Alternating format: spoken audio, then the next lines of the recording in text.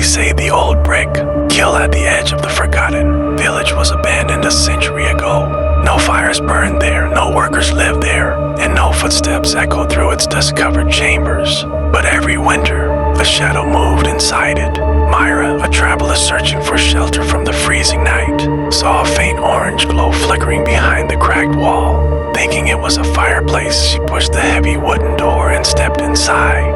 The air was warm to warm, and it smelled wrong, a thick, sour scent of rot. As she walked deeper, she saw clay pots, arranged in perfect circles on the ground, hundreds of them each, filled with something dark and wet. She bent down. The surface inside the pots trembled, as if something underneath was breathing. A sudden scratch echoed behind her. Slowly she turned. From the deepest corner of the kiln, half lit by a dying fire, stood a creature that should not have existed. A man's body bare, covered with hardened clay and cracked paint, yet its head was hidden behind a snarling wooden mask. Long tangled hair hung like dead roots. Its hands were too long, dragging across the floor. In one of them, it clutched a belt dripping with something fresh and red. It didn't blink, it didn't speak, it only listened. Myra froze. The creature lifted its head, sniffing the air like a starving animal. The clay on its chest split open, releasing a hiss of steam. Then she understood. This thing wasn't wearing the clay. It was the clay, and it was alive.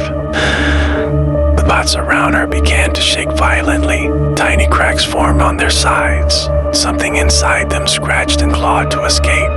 The creature stepped toward her, each footstep leaving a small crater of drying mud. Myra ran. She sprinted for the door, hearing the pots behind her bursting open one by one each release, followed by a shrill, newborn screech. The creature roared, a sound like grinding stones, and the newly freed thing skittered across the floor with impossible speed. Her hand reached the door, but a clay-covered arm slammed beside her head, blocking the exit. The creature leaned in, its mask inches from her face. Through the wooden teeth, she saw eyes inside, eyes that didn't blink, eyes that were not human at all.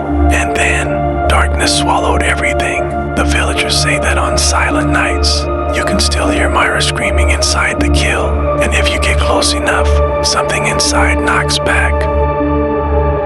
To be continued. If you want part 2, follow the trail because the creature is not done hunting.